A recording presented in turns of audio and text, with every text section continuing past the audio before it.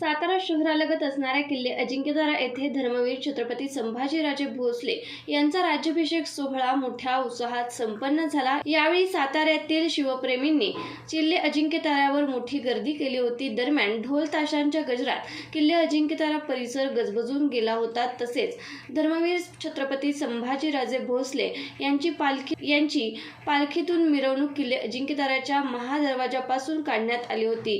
दरम्यान मंगळाई मंदिराच्या परिसरात छत्रपती संभाजी महाराजांचा तब्बल 7 नद्यांच्या पाण्याने राज्याभिषेक करण्यात आला। त्यावेळी छत्रपती ऋषालीराजे भोसले, मदन भोसले, धीरेंद्र राजपुरोहित तसेच इतर मान्यवर मोठ्या संख्येने उपस्थित होते।